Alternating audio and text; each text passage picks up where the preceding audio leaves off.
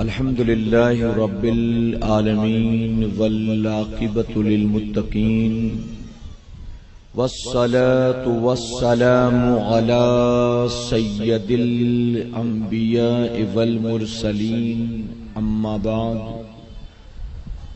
فاعوذ باللہ من الشیطان الرجیم بسم اللہ الرحمن الرحیم یا ایھا الذین آمنوا کتب علیکم الصیام کما کتب علی الذین من قبلکم لعلکم تتقون صدق اللہ مولانا العلی العظیم۔ بعد توحید کے متوالو، شمع رسالت کے پروانوں، غوث و خواجہ اور رضا کے چاہنے والوں، آئیے سب سے پہلے ہم اور آپ نہایت ہی ادب اور احترام کے ساتھ اپنے اور ساری کائنات کے مرکز عقیدت جناب محمد الرسول اللہ صلی اللہ تعالی علیہ وسلم کی بارگاہ بے کس پناہ میں جس طرح سے میں آپ کو پڑھاؤں، میرے ساتھ مل کر پورا مجمع بآواز بلند ہدیہ غلامی درود و سلام کے انداز میں پیش کریں۔ پڑھیں الصلاۃ والسلام علیک یا رسول اللہ،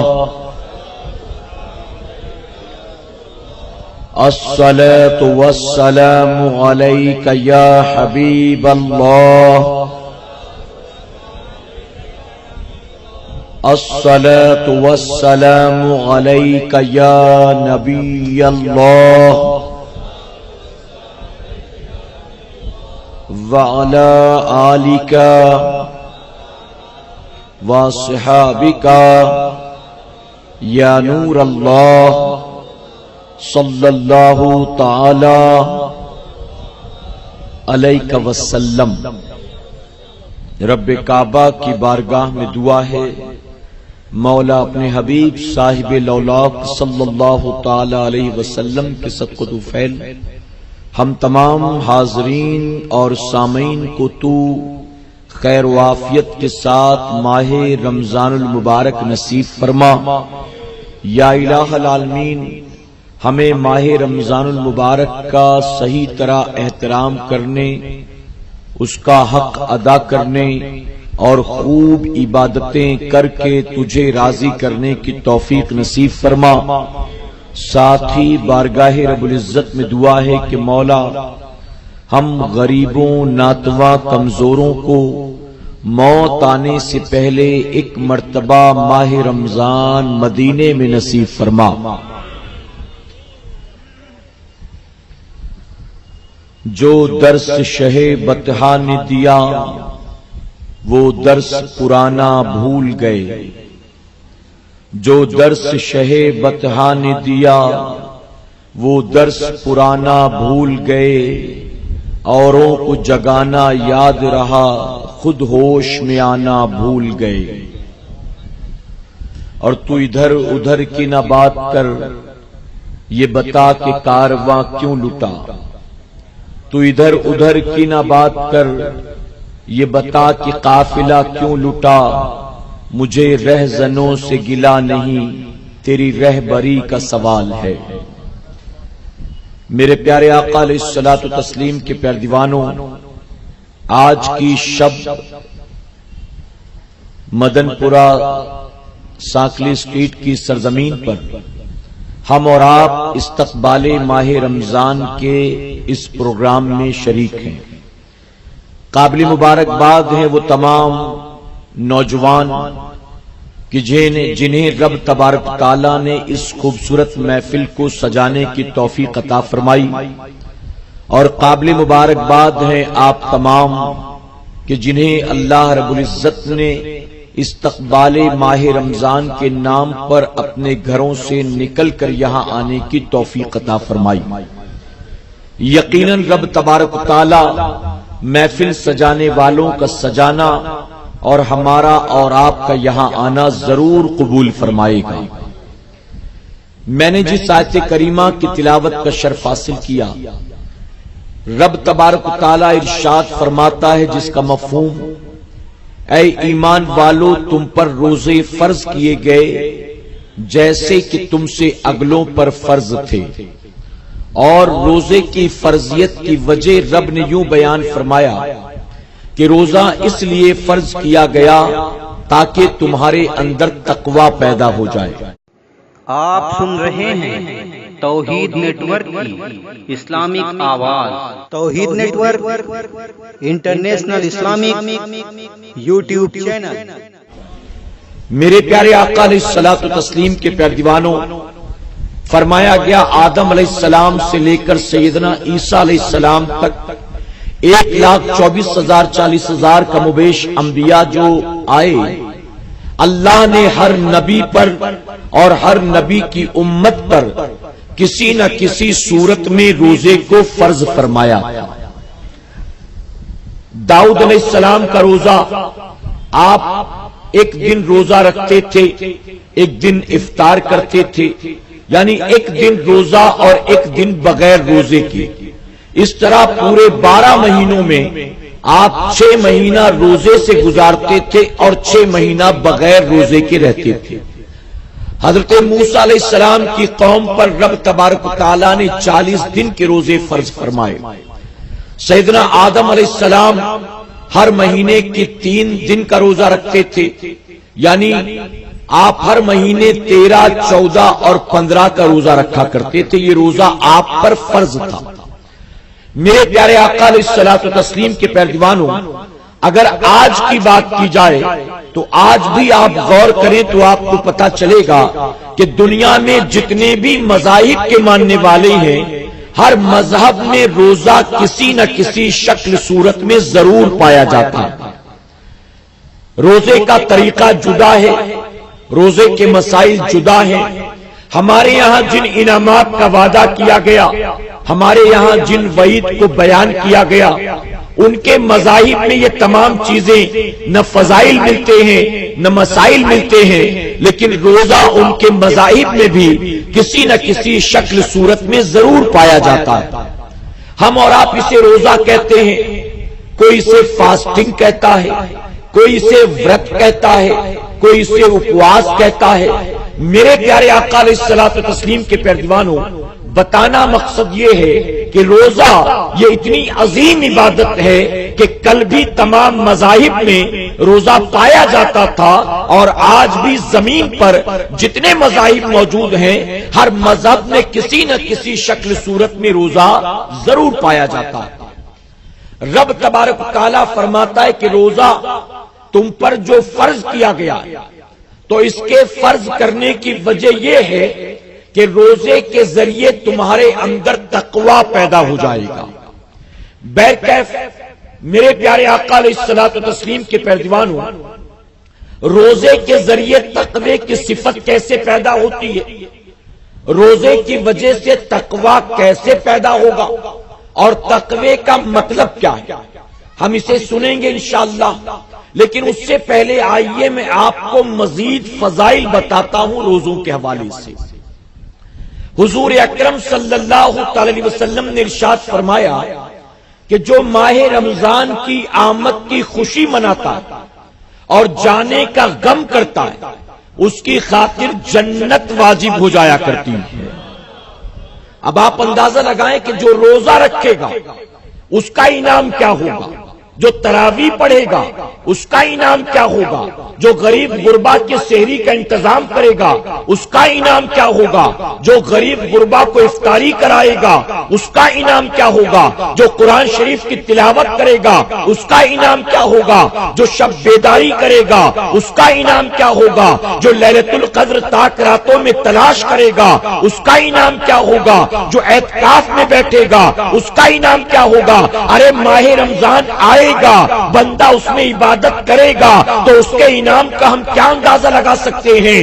حضور اکرم صلی اللہ علیہ وسلم نے فرمایا جو رمضان کے آمد کی خوشی مناتا ہے اور جانے کا غم کرتا ہے، بس خوش ہونے والے اور غم کرنے والے کے لیے بھی اللہ جنت کو واجب فرما دیتا ہے۔ تو جو خیر مقدم کر رہے ہیں، جو ماہ رمضان کے استقبال کی محفل کر رہے ہیں، جو ماہ رمضان کے لیے پلکیں بچھائے بیٹھے، آپ اندازہ لگائیں کہ میرا کریم انہیں کتنا انعام عطا فرمائے گا۔ آج سوشل میڈیا کا دور ہے، آپ دیکھ رہے ہیں ہر کسی کو فیس بک، واٹس ایپ، یوٹیوب، ٹویٹر اور نہ جانے کیا کیا اچھا لگتا ہے اور کیا کیا لوگ استعمال کرتے ہیں۔ سوشل میڈیا کا دور جب سے آیا ہے، طرح طرح کے میسیجز ہمارے اور آپ کے درمیان گھومتے رہتے ہیں، طرح طرح کے میسیج آتا ہے ایک بچے کی تصویر کے ساتھ کہ یہ بچہ فلاں پولیس اسٹیشن کے اندر ہے، یا یہ بچہ فلاں جگہ ریلوے اسٹیشن پر ملا ہے، اپنے ماں باپ سے کھو گیا ہے، رو رہا ہے۔ آپ اگر اس کو اپنے براڈ کاسٹ لسٹ پر سینڈ کریں گے، آپ اگر واٹس ایپ کے گروپس پر سینڈ کریں گے، آپ لوگوں کے ساتھ شیئر کریں گے، ایک بچہ ماں باپ کو مل جائے گا، اللہ آپ کو بہت ثواب دے گا۔ اب جب میسج آتا ہے تو ہم اور آپ آنکھ ناک کان بند کر کے فوراً فارورڈ کرنا شروع کر دیتے ہیں، جبکہ ہم کو پتا بھی نہیں ہوتا ہے کہ بچے کا نام کیا ہے، ملا کون سے شہر میں ہے، کوئی کانٹیکٹ نمبر بھی ہے کہ نہیں ہے، کوئی ماں باپ کا نام پتا بھی بتاتا ہے کہ نہیں بتاتا ہے۔ نتیجہ یہ ہوتا ہے کہ بچہ گما ہوتا ہے 5 سال پہلے اور میسج 5 سال تک کنٹینیو چلتا رہتا ہے۔ پتہ نہیں مل بھی گیا ہوگا، اپنے گھر میں ہوگا، لیکن پھر بھی گمشدگی کا میسج عام ہو رہا ہے۔ اسی طرح سے میسج آتا ہے کہ اس کا ایکسیڈنٹ ہو گیا اور ایکسیڈنٹ میں اس کی آواز چلی گئی اور ڈاکٹرز نے کہا اس کی آواز لوٹانے کے لیے 50 لاکھ روپے کی ضرورت ہے۔ واٹس ایپ کے مالک نے ذمہ داری لے لی، فیس بک کے باس نے ذمہ داری لے لی کہ میں اس کا علاج کرا دوں گا۔ بس آپ جتنے میسج فارورڈ کریں گے، آپ کی براڈ کاسٹ لسٹ میں آپ کے موبائل میں جتنے گروپس ہوں، جتنے واٹس ایپ کے نمبر ہوں، آپ سب کو سینڈ کریں۔ آپ کے ہر میسج پر واٹس ایپ نے وعدہ کیا ہے 1 روپیہ دیں گے اور اس طرح سے اس بچے کا یا اس آدمی کا علاج کرایا جائے گا۔ میرے پیارے آقا کے پیروانوں، جب ایسے میسج بھی آتے ہیں تو ہم اور آپ بنا غور و فکر کیے فوراً اس کو عام کرنا شروع کر دیتے ہیں۔ جبکہ میں آپ سے پوچھتا ہوں، اگر واٹس ایپ کے مالک نے ذمہ داری لے لی ہے علاج کرانے کی، تو ظاہر ہے کہ وہ اتنا محتاج و مجبور نہیں ہے نا کہ 50 لاکھ روپے کے لیے وہ کہے کہ آپ میسج کرو تو میں علاج کراؤں گا، بلکہ اس کے لیے تو 50 لاکھ روپیہ کوئی معنی ہی نہیں رکھتا، وہ تو خود بآسانی کرا سکتا ہے اگر وہ چاہے۔ اور میں آپ سے پوچھتا ہوں، ایکسیڈنٹ ہوا ہے ہندوستان میں، واٹس ایپ کا مالک کہاں رہتا ہے؟ واٹس ایپ کے مالک کا نام کیا ہے؟ اس کو کیسے پتا چل گیا کہ فلاں جگہ ایکسیڈنٹ ہوا ہے؟ اس کو کیسے معلوم ہے کہ ڈاکٹرز نے 50 لاکھ مانگے ہیں؟ کیا ڈاکٹر کا کوئی کانٹیکٹ نمبر ہے؟ جس کا ایکسیڈنٹ ہوا اس کو کوئی کانٹیکٹ نمبر ہے؟ آپ سن رہے ہیں توحید نیٹ ورک کی اسلامک آواز۔ توحید network international Islamic YouTube channel. کس اسپتال میں بھرتی ہے، کہاں علاج چل رہا ہے اور کون سا بلا آپریشن ہوگا، کون سی مشینری اور ٹیکنالوجی استعمال ہوگی کہ آواز لوٹانے کے لیے 50 لاکھ روپے کا خرچہ آئے گا۔ تو میرے پیارے آقا کے پیروانوں، کہنے سے مراد یہ ہے کہ اس طرح کے اول جلول میسیجز آتے ہیں اور ہم بھی بھیڑ بکروں کی طرح آنکھ بند کیے ساری بھیڑ بھاڑ کے ساتھ ہو لیتے، جبکہ یہ چیزیں غلط ہیں۔ آپ کو ہمیں اس سے احتیاط برتنا ہے کہ انشاءاللہ۔ اب یہ میں کیوں بتا رہا ہوں، بتانے کی وجہ سن لیں۔ ماہ رجب آتا ہے تو لوگ میسج کرتے ہیں کہ حضور اکرم صلی اللہ علیہ وسلم نے فرمایا کہ جو ماہ رجب کی آنے کی سب سے پہلے خوشخبری دے گا اس کے لیے جنت واجب ہو جائے گی۔ تو میں نے تمہیں سب سے پہلے میسج کیا ہے، تم بھی اس کو فارورڈ کرو، یعنی میں تو جنتی ہو گیا، تو بھی جنتی ہو جا، مجھے تو جنت مل گئی، تو بھی جنتی ہو جا۔ پھر اگلے مہینے رجب شریف کا مہینہ گیا، اگلے مہینے same message as it is, اس کو ایڈٹ کر کے رجب نکال کر شعبان ڈال دیتے اور کہتے ہیں کہ حضور اکرم صلی اللہ علیہ وسلم نے فرمایا کہ جو سب سے پہلے ماہ شعبان کے آنے کی خوشخبری سنائے گا اس کے لیے جنت واجب ہو جائے گی۔ تو تم بھی فارورڈ کرو اور جنت لے لو۔ پھر تیسرا مہینہ آتا تو اسی کو ایڈٹ کر کے اس میں سے شعبان بھی نکال دیا، اس میں ماہ رمضان ڈال دیا۔ ماہ رمضان کہ حضور صلی اللہ علیہ وسلم نے فرمایا جو ماہ رمضان کے آنے کی خوشخبری سنائے گا اس کے لیے جنت واجب ہو جائے گی۔ اب وہ سمجھتا ہے کہ میں نے تو تینوں مہینے کی خوشخبری سنائی ہے تو میں تو 100% جنتی ہو گیا، میرا تو جنتی ہونے میں ہیٹرک ہو چکا ہوگا کہ رجب کی خوشخبری بھی میں نے پہلے دی، شعبان کی خوشخبری بھی پہلے میں نے دی، رمضان کی خوشخبری بھی پہلے میں نے دی۔ تو اے مسلمانوں یاد رکھو جنت کا سودا اتنا سستا نہیں ہے، جنت واٹس ایپ کے ذریعے نہیں ملتی، جنت فیس بک کے ذریعے نہیں ملتی، جنت ٹویٹر کے ذریعے نہیں ملتی، جنت چند ایس ایم ایس کے ذریعے نہیں ملتی۔ ہم سوچیں کہ ٹویٹر فیس بک اور جنت کے اور ٹویٹر فیس بک اور واٹس ایپ کے ذریعے ہم جنت میں چلے جائیں گے، تو یاد رکھیں اللہ نے جہنم کو لذتوں سے گھیر رکھا ہے اور اللہ نے جنت کو مشقتوں سے گھیر رکھا ہے۔ جو لذتوں کے چکر میں پڑے گا وہ جہنم میں جائے گا اور جو مشقتیں کرے گا اللہ اسے جنت میں داخل فرمائے گا۔ ہم سمجھتے ہیں رات بھر واٹس ایپ پر چیٹنگ سے جنت ملے گی، فیس بک پر دوستی یاری کرنے سے جنت ملے گی، یوٹیوب پر فلمیں دیکھنے سے جنت ملے گی معاذ اللہ۔ تو یاد رکھیں لذتوں کا صلہ جہنم ہے اور مشقتوں کا صلہ جنت ہے۔ اور اولیاء کی زندگی دیکھیں، بزرگان دین کی زندگی دیکھیں، آپ کو اولیاء کی زندگی میں، انبیاء کی زندگی میں، صوفیاء کی زندگی میں، صحابہ کی زندگی میں، غوث و خواجہ کی زندگی میں، ائمہ اربعہ کی زندگی میں آپ کو لذت نہیں ملے گی بلکہ مشقت ملے گی۔ اے مسلمانوں کیا ضرورت ہے حضور غوث اعظم کو 40 سال تک عشاء کے وضو سے فجر کی نماز پڑھنے کی؟ کیا ضرورت ہے غریب نواز کو اپنا وطن چھوڑ کر ہندوستان تشریف لانے کی؟ میرے پیارے آقا کے پیارے دیوانوں کیا ضرورت ہے غوث اعظم کو سال سال بھر جنگلوں بیابان کی خاک چھاننے کی؟ ایک سال درختوں کے پتے کھا کر گزارا کرتے ہیں، ایک سال صرف پانی پی کر گزارا کرتے ہیں، ایک سال بھوکے پیاسے رہ کر گزارا کرتے ہیں۔ آخر وجہ کیا ہے؟ تو اولیاء بتا رہے ہیں کہ جنت کا سودا لذتوں کے ذریعے نہیں حاصل ہوتا بلکہ جو مشقتیں برداشت کرتے ہیں اللہ نے جنت کو مشقتوں سے گھیر رکھا ہے۔ تم مشقتیں برداشت کرو گے اللہ تمہیں جنت عطا فرمائے گا۔ ہم میسج کر کے جنتی ہو رہے ہیں، میسج کر کے۔ اور سنیں حضور اکرم صلی اللہ علیہ وسلم نے رمضان المبارک کی خوشخبری سنانے والے کو جنت کی بشارت نہیں دی بلکہ رمضان المبارک کی خوشی منانے والے کو جنت کی بشارت عطا فرمایا ہے۔ تو جو خوشی منائے گا اس کے لیے جنت واجب ہے، جو لوگوں کو بتائے گا اس کے لیے نہیں ہے۔ اور یہ بھی سن لیں، میں اپنی قوم کے نوجوانوں سے کہنا چاہوں گا، یہ بھی سن لو، اگر اس طرح کا کوئی میسج آئے تو فوراً میسج کرنے والے سے پوچھو کہ تو نے یہ کہاں پڑھا، تو نے کہاں سنا؟ مسجد کے امام صاحب نے بیان کیا، کسی مبلغ صاحب نے بتایا ہے، کسی عالم نے بتایا ہے؟ جواب ملتا میرے دوست نے بھیجا۔ تو ہم پوچھتے تیرا دوست عالم ہے، تیرا دوست مفتی ہے، تیرا دوست کتنا پڑھا لکھا ہے؟ تو معلوم پڑے گا کہ نہیں یہ بھی لکھا ہے، دوست بھی لکھا ہے، نہ یہ نمازی نہ دوست نمازی، نہ اس کو کلمہ یاد نہ دوست کو کلمہ یاد۔ اسے کہیں سے ملا، اس نے اسے فارورڈ کیا اور اس نے فوراً چاروں طرف فارورڈ کرنا شروع کر دیا۔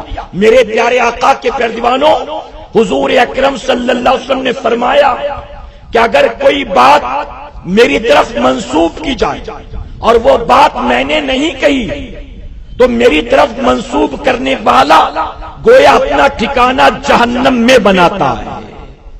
آپ کوئی بات کہہ دیں اور کہنے کے بعد کہیں کہ یہ حضور صلی اللہ علیہ وسلم نے فرمایا، آپ کوئی بات کہہ دیں اور کہہ دیں یہ حدیث شریف میں، تو میرے آقا صلی اللہ علیہ وسلم نے فرمایا میری طرف اگر کسی بات کو منسوب کرو اور وہ بات میری نہیں ہے تو یہ بات کہنے والا اپنا ٹھکانہ جہنم میں بناتا ہے۔ ہم اور آپ دن رات یہ کام کر رہے ہیں بنا تحقیق کیے، بنا سمجھے، بنا کسی جانکار سے پوچھے، بس آیا فارورڈ کرو، آیا فارورڈ کرو، ہوڑ لگی ہوئی ہوڑ۔ اور بعض لوگ کسی دوست نے بھیجا ہمیں فارورڈ کرتے اور ہمیں فارورڈ کر کے پوچھتے ہیں کہ آپ بتائیے کہاں پر لکھا ہوا۔ ہم کہتے ہیں کیا یہ ہم نے بھیجا ہے؟ اگر ہم نے بھیجا ہوتا تو جواب دینے کی ذمہ داری ہماری تھی. جس نے بھیجا ہے آپ اس سے پوچھیں کہ تجھے کہاں سے ملا، تجھے کہاں سے ملا. اور بعض تو ایسے لوگ بھی ہیں کہ غیر حدیث کے ساتھ بخاری شریف بھی لکھ دیتے، مسلم شریف بھی لکھ دیتے، ترمذی شریف بھی لکھ دیتے. یعنی انہوں نے اتنا ہلکا سمجھ رکھا ہے کہ کچھ بھی کہہ دو کوئی مسئلہ نہیں ہے. جیسے دن رات گلی کوچوں میں، بازار میں، دکان پر، کاروبار میں، فیکٹری میں، دفتر میں جھوٹ بولتے ہو تو اپنی طرف سے جیسے بہت سے جھوٹ بولتے ہو، ایسے ہی حضور صلی اللہ علیہ وسلم کی طرف سے بھی اگر جھوٹ بولو گے کوئی فرق پڑنے والا نہیں ہے. تو میں آپ سے پوچھتا ہوں، اگر آپ کوئی بات کہیں اپنی طرف سے اور کہنے کے بعد کہیں کہ یہ امام صاحب نے کہا، اور امام صاحب کو پتا چلے کہ میرا نام لے کر یہ ایسی بات کر رہا ہے، تو امام صاحب کو تکلیف ہوگی کہ نہیں ہوگی کہ یار یہ بات میں نے تو نہیں کہی تھی، اور تو لوگوں میں کہتا پھر رہا ہے اور کہہ رہا ہے کہ میں نے کہا تھا. میں نے کہا تو میں نے کب کہا یہ بات؟ امام صاحب کو ظاہر ہے برا لگے.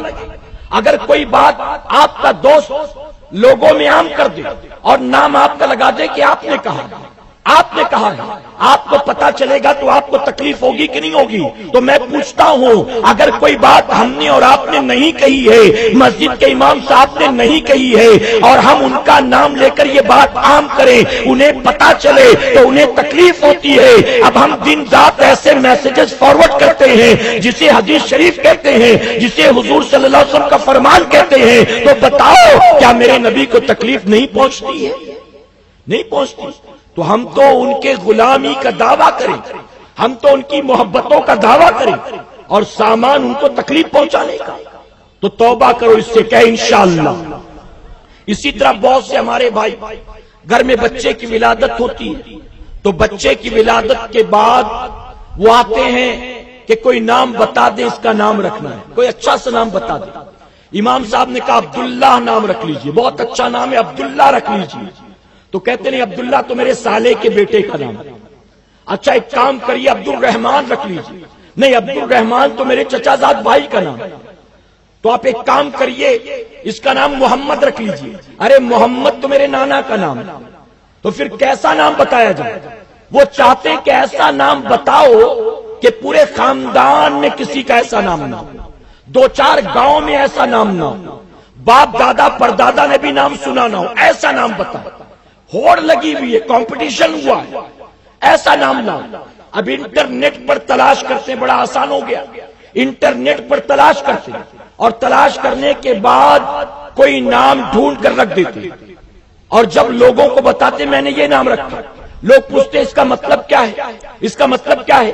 تو فوراً امام صاحب کے پاس آتے کہ حضرت میں نے اپنے بیٹے کا یہ نام رکھ دیا، ذرا آپ بتا دیں کہ اس کا مطلب کیا ہے. میں پوچھتا ہوں کہ نام رکھنے کا کام تیرا اور مطلب بتانے کا کام ہمارا ہے. یعنی نام تو رکھے گا اور مطلب کیا ہے ریسرچ ہم کریں گے، مطلب کیا ہے تحقیق ہم کریں گے. کتنا ہی اچھا ہوتا کہ عجیب و غریب ٹیڑے میڑے نام رکھنے سے پہلے تو مطلب سمجھ لیتا. اگر کوئی میننگ فل نیم ہوتا تو رکھ دیتا، اور اگر میننگ لیس ہوتا تو رکھنے کی کوئی ضرورت نہیں تھی. ایسا نام رکھ دیا کہ جس کا مطلب خود بچے کا باپ بھی نہیں جانتا. تو میرے پیارے آقا کے پیارے دیوانوں، یہ تمام چیزیں وہ ہیں جس کو ہمیں ختم کرنا ہے اپنی سوسائٹی سے کہ انشاءاللہ. آپ صحابہ کو دیکھیں، حضور صلی اللہ علیہ وسلم نے فرمایا اللہ کو تمام ناموں میں عبداللہ نام بہت پسند ہے. صحابہ کو دیکھیں، آپ کو بہت سے صحابہ کے بیٹے عبداللہ نام کے مل جائیں گے، بہت سے صحابہ کے بیٹے عبد الرحمان نام کے مل جائیں گے. آپ سن رہے ہیں توحید نیٹ ورک کی اسلامک آواز. توحید network international Islamic YouTube channel. میرے پیارے آقا کے پیارے دیوانوں، انبیاء کے ناموں پر نام رکھو، اولیاء کے ناموں پر نام رکھو، صحابہ کے ناموں پر نام رکھو، نچنیوں گویوں کے ناموں پر نام نہ رکھو، شرابیوں زانیوں کے ناموں پر نام نہ رکھو، اللہ رسول کے باغیوں غداروں کے نام پر اپنے بچوں کا نام نہ رکھو، اللہ کے نیک و فرما بردار بندوں کے نام پر اپنی اولاد کا نام رکھو. یہ فرمایا گیا کہ نیکوں کے ناموں کے ذریعے اللہ بچے میں نیکی کی صفت پیدا فرماتا ہے. جیسا نام ہوگا وہ صفت آئے گی اس کے اندر. اور یہ بھی سن لیں، فرمایا گیا اولاد کے لیے ماں باپ کی طرف سے جو پہلا تحفہ ہوتا ہے وہ اس کا نام ہوا کرتا ہے. یہ پہلا تحفہ ہے. تو جو پہلا تحفہ دے رہے ہو اچھا ہونا چاہیے نا، بیکار تو نہیں ہونا چاہیے، اچھا ہونا چاہیے. اور فرمایا کہ یہ وہ تحفہ ہے کہ جس کو بچہ پوری زندگی اپنے ساتھ لے کر گھومتا ہے. اسی تحفے کے ذریعے پہچانا جاتا ہے اور اسی تحفے کے ساتھ قیامت میں اس کو اٹھایا جائے گا. تو جو زندگی بھر ساتھ رہنے والا تحفہ ہے وہ تحفہ کیسا ہونا چاہیے؟ اپو چپو تو نہیں ہونا چاہیے، ببلو ڈبلو تو نہیں ہونا چاہیے، اچھا ہونا چاہیے نا. ہم نام کیسے بھی رکھ دیتے ہیں، عجیب و غریب نام.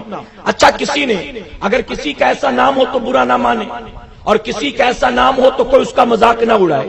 بس میں مثال دیتا ہوں سمجھانے کے لیے.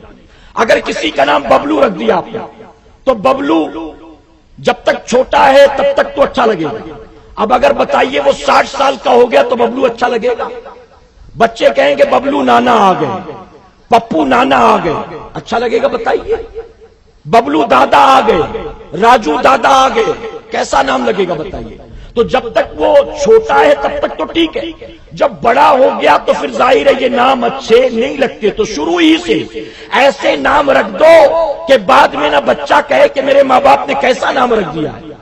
کالج میں دوست مذاق اڑاتے، اسکول میں لوگ مذاق اڑاتے، کیسا نام رکھ دیا. تو ایسے نام نہ رکھو شروع سے، چونکہ پہلا تحفہ ہے تو پہلا تحفہ سوچ سمجھ کر دو، خوبصورت دو، ایسا دو کہ بچہ بھی خوش ہو اور اس کی صفت اس بچے میں پیدا ہو اور وہ تحفے کے ساتھ قیامت میں اٹھایا جائے گا اور وہی تحفہ قیامت میں اس کی نجات کا سبب بھی بن جائے گا. جانتے ہو محمد نام کتنا پیارا نام ہے. آپ کو جو بھی رکھنا ہے رکھیں، اس کے ساتھ محمد لگا دیں. محمد لگا دے، کچھ جانا ہے آپ کا، آپ کو کوئی نام اچھا لگا اس کے ساتھ محمد لگا دے، فائدہ کیا ہے؟ حضور اکرم صلی اللہ علیہ وسلم نے فرمایا کسی دسترخوان پر کھانے والے زیادہ ہو، کھانا کم ہو، اور اس دسترخوان پر اگر کوئی محمد نامی شخص بیٹھا ہو اللہ اس کی برکت سے مختصر کھانے میں برکت عطا فرماتا ہے. اسی طرح فرمایا گیا قیامت کے دن اللہ کا منادی آواز دے گا، اے محمد اٹھو جنت میں داخل ہو جاؤ، اے محمد اٹھو جنت میں چلے جاؤ. فرمایا گیا جتنے بھی محمد نام کے اہل محشر ہوں گے، جتنے بھی محمد نام کے لوگ ہوں گے قیامت میں محشر میں سب اٹھیں گے، جنت کی طرف چل پڑیں گے. اللہ کا منادی اعلان کرے گا، یہ اعلان تمہارے لیے نہیں تھا، تم رک جاؤ، تم کہاں چلے؟ یہ تمہارے لیے اعلان نہیں تھا، یہ تو اللہ کے حبیب کے لیے تھا. وہ جانتے ہو غیب سے آواز آئے گی، اے فرشتوں انہیں نہ روکو، اب یہ اگر اٹھ گئے ہیں تو محبوب کے نام کی برکت سے انہیں بھی جنت میں داخل ہو جانے دو. فرمایا کہ یہ نام کوئی کام بگڑنے نہیں دیتا، یہ نام کوئی کام بگڑنے نہیں دیتا، بگڑے بھی بنا دیتا ہے سب کام محمد صلی اللہ علیہ وسلم. تو ایسے نام رکھے کہ انشاءاللہ میرے پیارے آقا علیہ الصلوۃ والتسلیم کے پیارے دیوانوں، تو ماہ رمضان کی خوشخبری سنانے پر جنت کا وعدہ نہیں، بلکہ ماہ رمضان کی آمد پر خوشی منانے پر جنت کا وعدہ. اچھا یہ خوشخبری جو دے رہے ہیں کب دے رہے ہیں؟ 1 مہینہ پہلے، 15 دن پہلے، 10 دن پہلے. میں پوچھتا ہوں کسی کی شادی ہوتی ہے تو آپ اس کو کیا مبارکباد دیتے ہیں؟ کسی کی شادی ہوتی ہے تو کہتے ہیں بہت بہت مبارک ہو، اللہ نے تمہیں باپ بنا دیا. وہ کہے گا ابھی تو نکاح ہوا ہے، باپ کب میں بنا؟ تو کہو گے نکاح ہو گیا تو باپ تو بنے گا ہی نا کبھی نہ کبھی. میں ایڈوانس میں مبارکباد دے رہا ہوں تجھے، 1 سال پہلے دے رہا ہوں تاکہ سب سے پہلے میں مبارکباد دوں. تو بتائیے مبارکباد درست ہے؟ ارے شادی ہوئی ہے، شادی کی مبارکباد دو، جب باپ بنے گا تب باپ بننے کی مبارکباد. بچہ ایگزام دے کر آیا، آپ اس کو مبارکباد دیتے ہو، بہت بہت مبارک ہو، تو اچھے نمبر سے پاس ہو گیا. وہ کہے گا ریزلٹ تو 2 مہینے کے بعد آنے والا ہے، آپ کو کیسے پتا؟ آپ کہو گے ریزلٹ 2 مہینے کے بعد آئے گا نا، میں سب سے پہلے تجھے مبارکباد دینا چاہتا ہوں، اس لیے میں نے آج ہی دے دیا ہے تاکہ تجھے بھی احساس ہو کہ سب سے پہلے میں نے دیا مبارکباد. تو یہ درست ہے؟ بتائیے یہ درست ہے؟ نہیں، یہ درست نہیں ہے. کب دو گے مبارکباد؟ انٹرویو میں پاس ہو گیا تب انٹرویو میں پاس ہونے کی مبارکباد. نوکری لگ گئی تو نوکری لگنے کی مبارکباد، ایگزام میں پاس ہو گیا تو ایگزام میں پاس ہونے کی مبارکباد، شادی ہو گئی تو شادی کی مبارکباد، باپ بن گیا تو باپ بننے کی مبارکباد۔ تو رمضان شریف کی آمد کی مبارکباد ایک مہینہ پہلے نہیں دی جاتی ہے، جب رمضان شریف آ جائے تب مبارکباد دو۔ اور فرمایا گیا کہ رمضان شریف کی آمد کے بعد ایک دوسرے سے ملنا اور مبارکباد دینا یہ صحابہ کی سنت مبارکہ ہے۔ ایک مہینے پہلے والا طریقہ غلط۔ میرے پیارے آقا علیہ الصلوۃ والتسلیم کے پیارے دیوانوں، حضور اکرم صلی اللہ علیہ وسلم نے فرمایا جب ماہ رمضان کی پہلی رات آتی تو جنت میں ٹھنڈی ٹھنڈی خوشبودار ہوائیں چلتی ہیں، اور جب یہ ہوائیں جنتی درختوں کے پتوں سے ٹکرا کر حوروں کو لگتی ہیں تو حوریں اللہ کی بارگاہ میں دعا کرتی ہیں کہ اللہ تو اپنے ان بندوں سے ہمارا نکاح کرا دے جو تیری رضا کے لیے ماہ رمضان کا روزہ رکھا کرتے تھے، کہ انہیں دیکھ کر ہماری آنکھیں ٹھنڈی ہو اور ہمیں دیکھ کر ان کی آنکھیں ٹھنڈی ہو۔ کون دعا کر رہا ہے؟ مس انڈیا نہیں، مس ورلڈ، مس یونیورس نہیں، جنت کی حوریں دعا کرتی ہیں۔ اور کس کے لیے دعا کرتی ہیں؟ یہ نہیں کہتی کہ مولا کسی حسین و جمیل سے ہمارا نکاح کرا دے، کسی دولت مند سے ہمارا نکاح کرا دے، کسی بنگلے اور ٹاور میں رہنے والے سے ہمارا نکاح کرا دے، کسی بڑے بزنس مین سے ہمارا نکاح کرا دے، کسی ڈپلوما ڈگری والے سے ہمارا نکاح کرا دے، کسی ڈاکٹر انجینئر سے ہمارا نکاح کرا دے۔ نہیں نہیں، جنت کی حوریں یہ سب نہیں دیکھتی ہیں، بلکہ بندہ روزے دار ہے تو دعا کرتی مولا روزے دار بندوں سے ہمارا نکاح کرا دے۔ اب میں آپ سے پوچھتا ہوں، دنیا میں جب کسی کا نکاح ہوتا ہے، کسی نوجوان کی شادی کی باری آتی تو پورا خاندان یہ سوچتا ہے کہ ہم ایسی بہو لائیں گے کہ سب سے زیادہ وہ خوبصورت ہوگی۔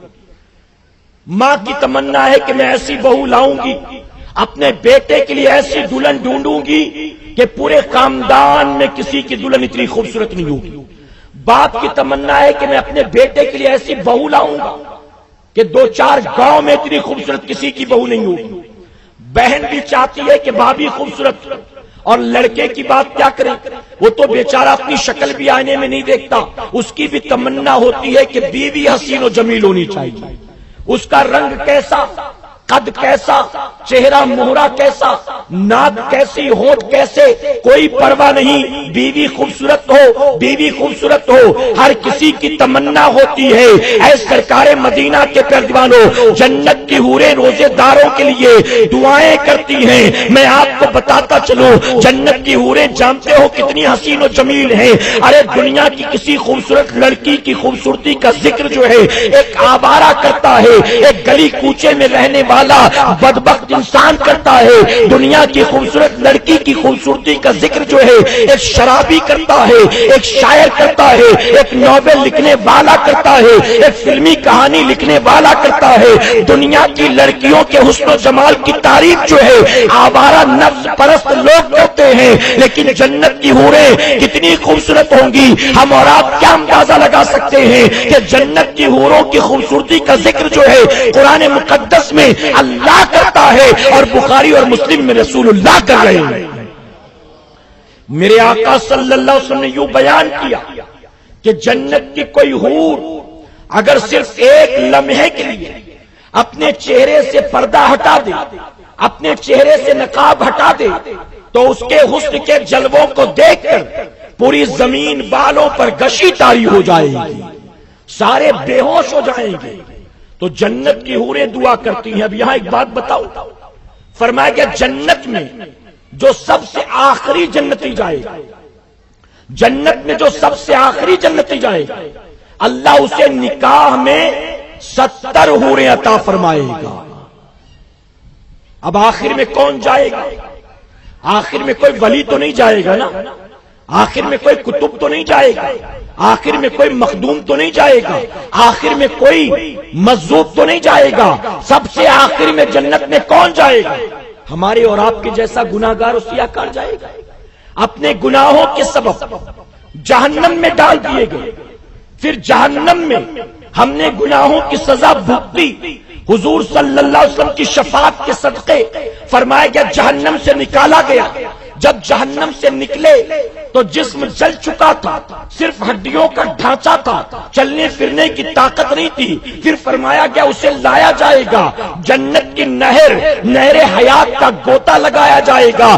جب وہ بندہ جہنم سے نکلنے کے بعد نہر حیات میں گوتا لگائے گا اور اندر سے نکلے گا باہر کی طرف، تو فرمایا گیا تھا تو جسم جلا بھنا تھا، گیا تھا تو چلنے کی طاقت نہیں تھی، گیا تھا تو صرف ہڈیوں کا ڈھانچہ تھا، لیکن نہر حیات میں جب گوتا لگا کر نکلے گا تو یوں محسوس ہوگا جیسے زمین سے ایک نئی کوپل نکلا کرتی، خوبصورت سا، تر و تازہ، جوان۔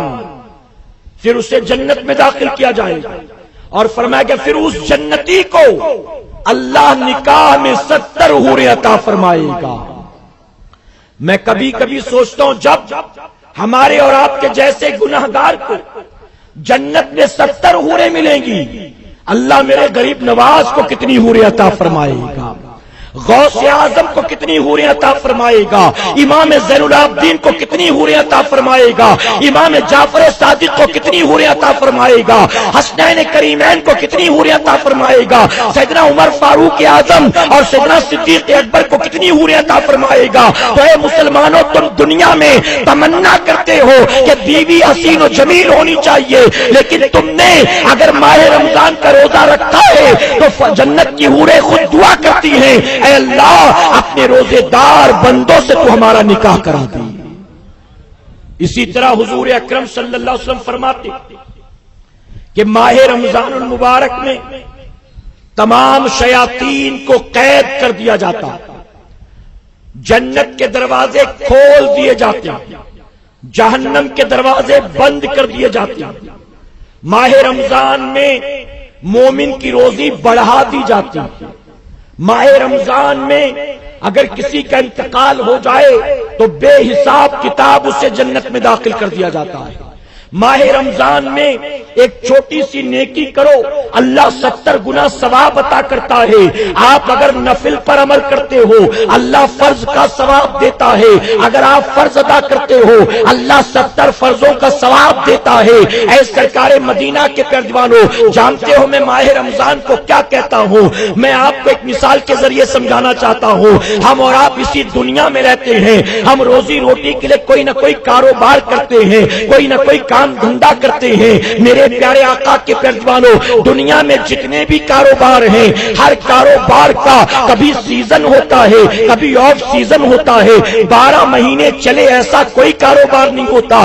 گرمیوں کا موسم آ گیا تو گرمی کے سامان بکنے شروع ہو جاتے ہیں، گرمی کے کپڑے بکنے شروع ہو جاتے ہیں، پنکھے، کولر، اے سی بکنے شروع ہو جاتے ہیں، کولڈ ڈرنک اور شربت بکنے شروع ہو جاتے ہیں، آئس کریم وغیرہ بکنا شروع ہو جاتی ہے۔ تو اسی طرح سے ہر موسم کے اعتبار سے کاروبار کا سیزن آف سیزن ہوتا ہے۔ آپ سردیوں میں دیکھیں، سردیوں کی چیزوں کا سیزن ہے۔ شادی بیاہ ہو تو جو ہے شادی بیاہ کا سیزن شروع ہوتا ہے تو کیٹرنگ والوں کا کاروبار شروع ہو جاتا ہے، منڈپ والوں کا کاروبار شروع ہو جاتا ہے، کرسی ٹیبل والوں کا کاروبار شروع ہو جاتا ہے، پھول بیچنے والوں کا کاروبار شروع ہو جاتا ہے، کارڈ بنانے والوں کا کاروبار شروع ہو جاتا ہے، اسکول چالو ہو تو اسٹیشنری آئٹم بیچنے والوں کا سیزن ہوتا ہے۔ ہر کاروبار کا کوئی سیزن ہوتا ہے، کوئی آف سیزن ہوتا ہے۔ میں کہتا ہوں رمضان شریف کا مہینہ یہ کچھ اور نہیں ہے، بلکہ اے مسلمانوں 11 مہینے گزرنے کے بعد میرا کریم ہم گناہگاروں سیاکاروں کو یہ پورا 1 مہینہ نیکیاں کمانے کا سیزن عطا فرما دیتا ہے۔ بندے 11 مہینے تو غافل تھا، 11 مہینے تو مسجد سے دور تھا، 11 مہینے تو قرآن سے دور تھا، 11 مہینے تو میرے سجدوں سے دور تھا، 11 مہینے تو عبادت سے دور تھا، 11 مہینے تو نے اپنے نفس کے مطابق گزارا ہے۔ اب میں تجھے 1 مہینہ دیتا ہوں اور رب نے وعدہ کیا ہے، اے سرکار مدینہ کے پیروانوں، فرمایا کہ جس نے ماہ رمضان کے روزے رکھے اللہ اس کے سارے گناہ معاف فرما دیتا ہے، اور جس نے ماہ رمضان میں تراویح پڑھی اللہ اس کے سارے گناہ معاف فرما دیتا ہے۔ حضور اکرم صلی اللہ علیہ وسلم نے فرمایا ایک نماز کے بعد دوسری نماز مل جائے اور بندہ اس کا احترام کرے اس نماز کو ادا کرے تو رب تبارک تعالیٰ سجدوں کی برکت سے دونوں نمازوں کے درمیان جتنے گناہ ہوئے ہوتے ہیں وہ سارے گناہ معاف فرما دیتا. فجر پڑھ کر گیا, ظہر کے لیے آیا, اب فجر اور ظہر کے درمیان جو گناہ ہوا فرمایا گیا ظہر کے سجدے کی برکت سے میرا رب اسے معاف فرما دیتا. ظہر پڑھ کر گیا, عصر کے لیے آیا, درمیان میں جو گناہ ہوئے اللہ اسے معاف فرما دیتا. اسی طرح فرمایا گیا بندے مومن کو ایک جمعہ کے بعد دوسرا جمعہ مل جائے اور وہ جمعہ کا احترام کرے, اللہ کا سجدہ کرے, تو رب تبارک تعالیٰ جمعہ کی برکت سے اپنے بندے کے پورے ہفتے بھر کے گناہ کو معاف فرما دیتا ہے. آگے فرماتے ہیں حضور صلی اللہ علیہ وسلم کہ ایک رمضان کے بعد اگر دوسرا رمضان شریف مل جائے اور مسلمان رمضان کا احترام کرے, اس کا حق ادا کرے, رمضان میں خوشی کا اظہار کرے, تو رب تبارک تعالیٰ اپنے فضل و کرم سے ماہ رمضان کی برکت سے پچھلے رمضان سے لے کر اس رمضان شریف کے درمیان تک جتنے گناہ ہوتے ہیں میرا کریم اسے معاف فرما دیتا.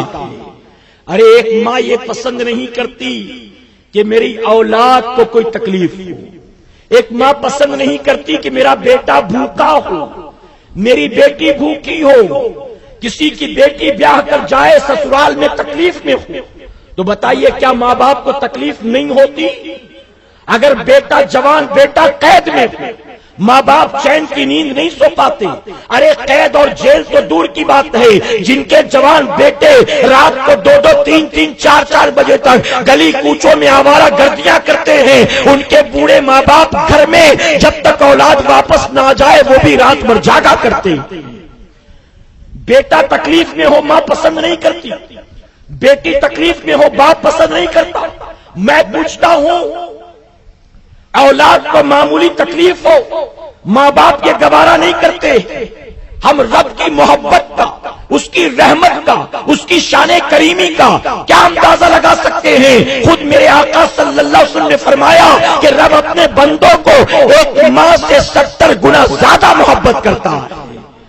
ایک ماں کی ممتا یہ ہے کہ اولاد کو بھوکا پیاسا نہ دیکھ سکے, دوسروں کے جھوٹے برتن مانجنے ہو تو مانجتی, دوسروں کے اترے کپڑے دھونے ہو تو دھوتی ہے, اپنے گھر کے کام کے ساتھ ساتھ اور 2-4 گھروں میں جھاڑو پوچھا کر کے اپنے بچے کے کھانے پینے کا, اس کے پڑھنے لکھنے کا, اس کے عید کے جوڑوں کا انتظام کرتی ہے. جب ماں اپنی اولاد کو معمولی تکلیف میں نہیں دیکھ سکتی ہے, بتاؤ رب کو کیا یہ بات پسند ہوگی کہ بندوں کو جہنم میں ڈال دے, بندوں کو آگ میں جلا دے, بندوں کو عذاب میں ڈال دے؟ نہیں نہیں, ایک ماں اولاد کے پیر میں کانٹا چبھ جائے گوارا نہیں کرتی ہے, تو اپنے بندوں کو وہ جہنم میں ڈالے اس کی رحمت گوارا نہیں کرتی ہے. اس نے ہمارے لیے اے مسلمانوں جہنم کو تیار نہیں کیا, بلکہ ہم اور آپ ہیں کہ دن رات نافرمانی کر کر کے خود اپنے لیے جہنم کا ایندھن تیار کر رہے ہیں.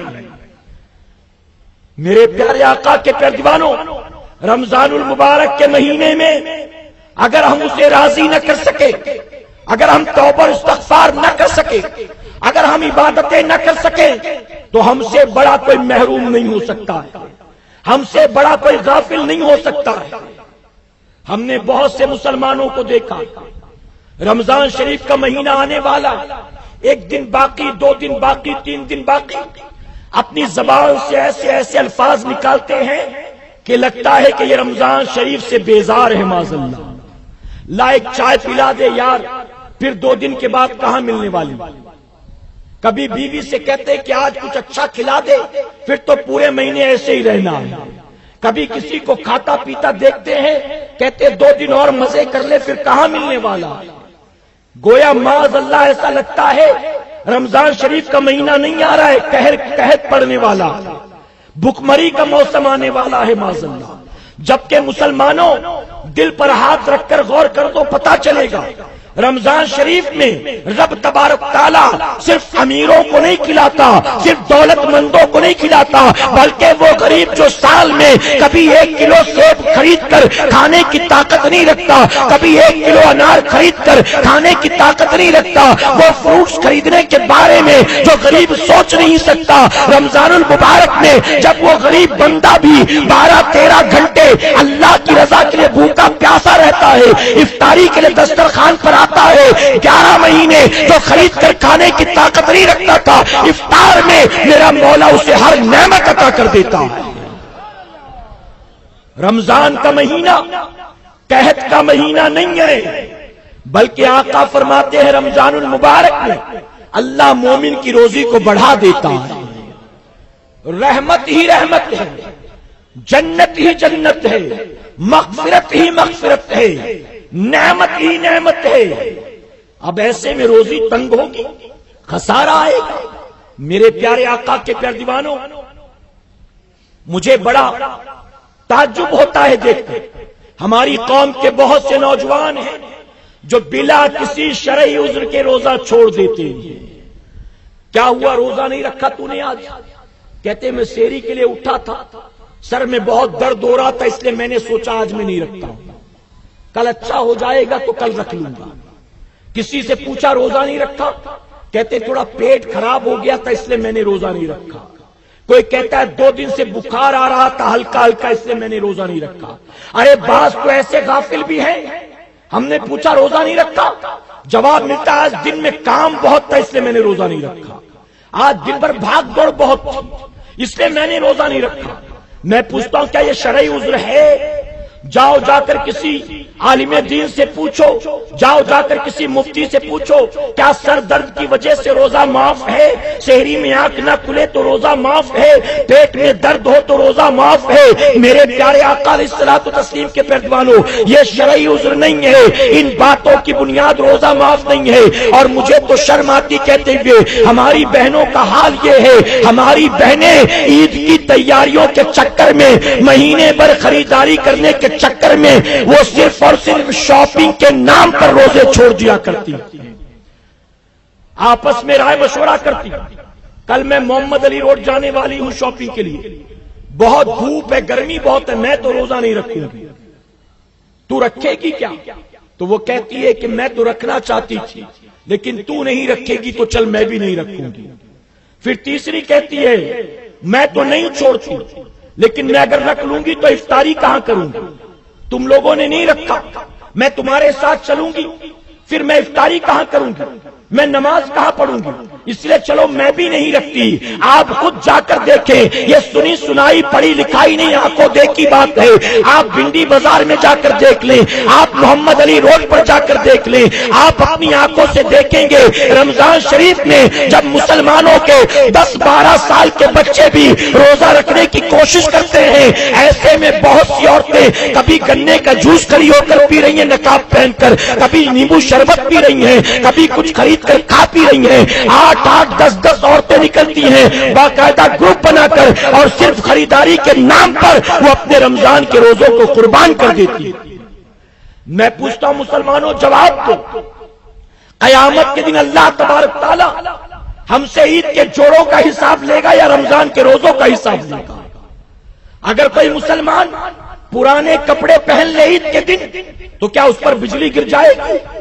اس پر عذاب نازل ہوگا؟ کیا اسے قبر میں عذاب میں مبتلا کیا جائے گا؟ نہیں۔ قیامت کے دن کنگھی کا، کلپ کا، دوپٹے کا، نیکلس کا، مہندی کا، چوڑی کا، سینڈل کا، اس کا حساب نہیں ہوگا۔ قیامت کے دن اللہ حساب لے گا، روزوں کا حساب لے گا۔ جوڑے روز نئے پہنے لیکن روزے نہیں رکھتے تو جوڑے جنت میں نہیں لے جائیں گے، اللہ کے روزے جنت میں لے کر جائیں گے۔ کیسے غافل، کیسے غافل، موڈ ہوا تو رکھ لیا، نہیں تو نہیں۔ میں کہتا ہوں مسلمان کبھی سوچتا نہیں؟ ارے جا جا کر اسپتال میں دیکھ، بامبے کی سرزمین پر کتنے بڑے بڑے گورنمنٹ ہاسپٹلز ہیں، جا کر اسپتالوں کے وارڈ میں دیکھ لے، کتنے مریض بستر پر پڑے کرا رہے ہیں، کسی کا آپریشن ہو گیا، کسی کا آپریشن ہونے والا ہے، کوئی دوائیاں کھا کھا کر تنگ آ گیا، کوئی بیزار آ کر کہتا ہے مجھے زہر کا انجیکشن لگا دو، اب مجھ سے تکلیف برداشت نہیں ہوتی۔ ایک مریض ایسا بھی ہے کہ ڈاکٹر 1 مہینے میں سارے ٹیسٹ کر چکا، اب تک بیماری کا پتہ نہیں لگ سکا ہے۔ ان مریضوں کو دیکھو، ان کو تڑپتا دیکھو، ان کو کراتا دیکھو۔ ارے یہ وہ لوگ ہیں روزہ رکھنا بھی چاہیں تو روزہ نہیں رکھ سکتے۔ اللہ کا شکر ادا کر، اللہ نے ان مریضوں میں ہمیں شامل نہیں کیا، اللہ نے صحت عطا کی ہے، اللہ نے تندرستی دی ہے۔ اللہ کا شکر ادا کر اور اللہ کی بارگاہ میں وعدہ کر، اے اللہ تو نے ماہ رمضان دیا ہے، ہم وعدہ کرتے ہیں ہم ماہ رمضان کے تمام روزے بھی رکھیں گے اور ہر رات 20 رکعت تراویح بھی پڑھیں گے۔ حضور اکرم صلی اللہ علیہ وسلم ماہ رمضان کی آمد سے پیشتر دعا کرتے تھے، اللہ مجھے صحت عطا فرما تاکہ میں ماہ رمضان کے تمام روزے رکھ سکوں۔ میرے آقا دعا کرتے تھے، اور ہم اور آپ ہیں کہ صحت مند ہو کر بہانے ڈھونڈتے کہ کوئی بہانہ مل جائے میں روزہ چھوڑ دوں۔ میرے پیارے آقا کے پیردیوانوں میں آپ سے کہنا چاہوں گا، روزوں کی عظمت کو سمجھنا چاہتے ہو تو ہر دن جب سحری کے لیے اٹھو تو اٹھتے وقت دل میں خیال ہو میں سحری کے لیے اٹھ گیا، اللہ تو نے توفیق دی روزے کی، اب سحری تو کر رہا ہوں، افطار تک زندہ رہوں گا کہ نہیں رہوں گا میں نہیں جانتا۔ روزہ چھوڑنے والے غور کریں، یہ آج جو میں نے روزہ رکھا ہے کہیں یہی زندگی کا آخری روزہ نہ ہو۔ روزہ تو کل بھی ہوگا، پرسوں بھی ہوگا، قیامت تک رمضان شریف کا مہینہ آئے گا جائے گا، لیکن کل کا دن مجھے ملے گا کہ نہیں ملے گا اس کی کوئی گارنٹی نہیں ہے۔ اگر مسلمان ہر روزے کو اپنا آخری روزہ سمجھے گا تو ظاہر ہے وہ روزہ چھوڑنے والا نہیں ہوگا بلکہ وہ روزہ رکھنے والا بن جائے گا۔ ہر رات تراویح کی نماز کو اگر ہم یہ سوچیں کہ ہو سکتا ہے یہی آخری رات ہو زندگی کی، ہم نے تو بڑے اونچے اونچے خواب دیکھ رکھے، ہم نے تو کئی دن پہلے کے پلان بنا رکھے۔ جانتے ہو حضور اکرم صلی اللہ علیہ وسلم صحابہ اکرام سے فرماتے ہیں کہ میرے صحابیوں بتاؤ تم اپنی موت کو کتنا قریب پاتے ہو، تم اپنی موت کو کتنا قریب پاتے ہو؟ کسی نے جواب دیا یا رسول اللہ صلی اللہ علیہ وسلم جب میں عشاء کی نماز پڑھ کر گھر جاتا تو میں فجر میں لوٹوں گا کہ نہیں لوٹوں گا اس کی امید نہیں کرتا، میں عشاء کی نماز کو آخری نماز سمجھ کر پڑھ لیتا ہوں۔ دوسرے نے کہا یا رسول اللہ صلی اللہ علیہ وسلم جب میں فجر کی نماز پڑھ کر جاتا ہوں تو ظہر میں آؤں گا کہ نہیں آؤں گا میں نہیں جانتا، اس لیے میں فجر کو زندگی کی آخری نماز سمجھ کر پڑھتا ہوں۔ تیسرے نے کہا جب میں ظہر پڑھ کر جاتا ہوں تو عصر میں آؤں گا کہ نہیں آؤں گا میں اس کی گارنٹی نہیں دے سکتا، اس لیے ظہر کو آخری نماز سمجھ کر پڑھتا ہوں۔ کسی نے عصر کا ذکر کیا، کسی نے مغرب کا ذکر کیا، جب سارے بتا چکے تو جانتے ہو میرے آقا صلی اللہ علیہ وسلم کیا فرماتے ہیں؟ آپ فرماتے سنو عشاء اور فجر کے درمیان بھی بہت وقت ہوتا ہے، فجر اور ظہر کے درمیان بھی بہت وقت ہوتا ہے، ظہر اور عصر کے درمیان بھی بہت وقت ہوتا ہے، عصر اور مغرب کے درمیان بھی بہت وقت ہوتا ہے۔ ارے میں اپنی موت کو جانتے ہو کتنا قریب پاتا ہوں، کتنا قریب پاتا ہوں۔ فرماتے جب میں نماز میں دائیں طرف سلام پھیرتا ہوں تو میں یہ امید نہیں کرتا کہ مجھے بائیں طرف بھی سلام پھیرنے کا موقع ملے گا کہ نہیں ملے گا۔ کون کہہ رہا ہے؟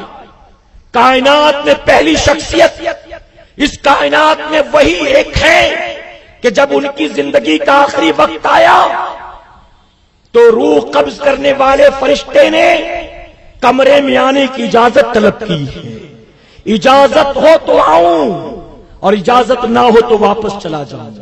کیا کوئی اور ہے بڑا سے بڑا دنیا کا دولت مند بھی موت کا وقت آئے کیا بتاؤ موت کا فرشتہ کہتا ہے تو کہے تو لے چلوں تو نہ کہے تو چھوڑ دوں؟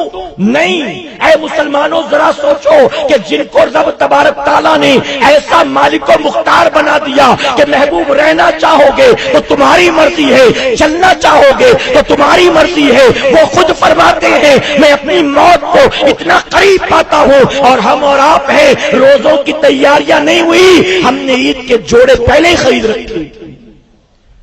حضرت سلمان فارسی رضی اللہ عنہ فرماتے ہیں مجھے تعجب ہوتا ہے اس مسلمان پر جو کہے لگا کر ہنستا ہے اور اسے پتا ہی نہیں کہ اس کا رب اس سے راضی ہے کہ ناراض ہے۔ فرماتے مجھے تعجب ہوتا ہے اس مسلمان پر جو یہ نیا مکان تلاش کر رہا ہوتا ہے، نیا مکان بنانے کی کوشش میں لگا ہوتا ہے، جبکہ اس کو پتا نہیں کہ عنقریب اس کی قبر کھودی جانے والی ہے۔ فرماتے مجھے تعجب ہوتا ہے اس مسلمان پر کہ جو نئے جوڑے سلانے کی فکر میں لگا ہے، جبکہ اسے پتا نہیں کہ اس کے نام کا کفن بازار میں آ چکا ہے۔ ہم اور آپ بتائیے کیسے غافل، کیسے غافل۔ حضور اکرم صلی اللہ علیہ وسلم نے فرمایا کہ اگر کوئی مسلمان جان بوجھ کر ایک روزہ چھوڑ دے یا توڑ دے تو پوری زندگی کے روزے بھی اس ایک روزے کا کفارہ نہیں ہو سکتے۔ میں اپنی قوم کے نوجوانوں سے کہوں گا اللہ کا شکر ادا کرو، پچھلے سال رمضان شریف میں زندہ تھا، اس سال بھی زندہ ہو، اللہ کی کتنی بڑی نعمت ہے۔ ارے ایک سال کے اندر نہ جانے کتنے دنیا سے رخصت ہو گئے، اللہ نے تجھے کل بھی زندگی دی تھی، آج بھی زندگی دی ہے، تو غفلت نہ برتنا، بلکہ 11 مہینے میں نافرمانیاں کر کر کے گناہوں کے داغ دھبوں سے دامن کو میلا کر لیا ہے۔ اب رمضان شریف میں سچے دل سے توبہ کرنا، پلٹ آنا، اور میں ذمہ داری سے کہتا ہوں اگر بندہ سچے دل سے توبہ کرتا ہے اس کا گناہ زمین سے آسمان تک اگرچہ کیوں نہ ہو میرا کریم گناہ نہیں دیکھتا، بلکہ سچی توبہ کی برکت سے اس کے ہر اگلے پچھلے گناہ معاف فرما دیتا۔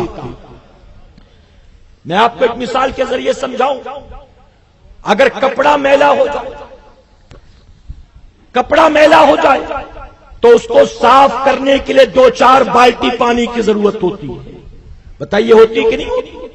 کپڑے میں دھول مٹی لگ گئی، داغ لگ گیا، واشنگ پاؤڈر بھی چاہیے، پانی بھی چاہیے، برش بھی چاہیے، کتنی محنت کرتے ہیں، کتنا پانی خرچ کرتے ہیں، تب جا کر کپڑا صاف ہوتا ہے۔ ارے اے مسلمانوں کبھی غور نہیں کیا آپ نے، ایک کپڑا میلا کچیلا ہو جائے تو اسے صاف کرنے کے لیے 8, 10, 20, 25, 50 لیٹر پانی کا استعمال کیا جاتا ہے، لیکن قربان میرے مولا کی شان رحیمی اور کریمی پر ایک بندہ 2, 4, 8, 10 سال نہیں بلکہ فرمایا گیا 70 سال تک گناہ کرتا ہے، 70 سال تک نافرمانی کرتا ہے، اور 70 سال گناہ کر کر کے سارے دامن کو داغدار کر لیتا ہے، پورے دل کو گناہ کر کر کے سیاہ کر لیتا ہے، لیکن جب ایک بار سچے دل سے اللہ کی بارگاہ میں رجوع کرتا ہے، توبہ کرتا ہے، اس کی آنکھ سے آنسو کا قطرہ نکلتا ہے، وہ قطرہ نکل کر اس کے رخسار پر نہیں آتا، وہ قطرہ نکل کر اس کی پلکوں پر نہیں آتا، بلکہ آنسو کا ایک قطرہ نکلا آنکھوں میں سما کر رہ گیا، اللہ اسی ایک آنسو کے قطرے کو 70 سال کے گناہوں کو صاف کرنے کا ذریعہ بنا دیتا۔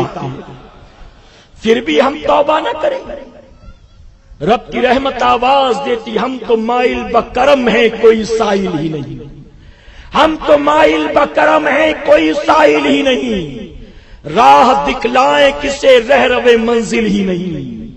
اللہ کی رحمت شب معراج ہو، شب برات ہو، شب قدر ہو، ماہ رمضان کے دن و رات ہو، اللہ کی رحمتیں پکارتی ہیں ہے کوئی ہے کوئی ہے کوئی، اور ہم کیا کر رہے ہیں؟ داڑھی منڈانے والوں نے قسم کھا رکھا ہے دنیا یہاں کی وہاں ہو جائے ہم داڑھی منڈانا نہیں چھوڑیں گے، جوا کھیلنے والوں نے قسم کھا رکھا ہے اللہ کی رحمتیں لاکھ پکارتی ہو ہمیں اس کی رحمت نہیں چاہیے، ہم تو جوا کھیلنا نہیں چھوڑیں گے، سود کھانے والے، ڈرگس لینے والے، شراب پینے والے، جھوٹ بولنے والے، ڈی جے لگانے والے، شادیوں میں پٹاخے بازی کرنے والے، بارات میں بینڈ باجے بجانے والے، ٹی وی سیریل دیکھنے والے، فلمیں دیکھنے والے، ہیروئنز کی طرف جو ہے گندی نگاہ ڈالنے والے، دوسروں کی بہو بیٹیوں پر سیٹیاں بجانے والے، لگتا ہے قسم کھائے بیٹھے ہیں تیری رحمت آواز دیتی ہے ہمیں کوئی پرواہ نہیں ہے، ہم تو نفس کے غلام ہیں،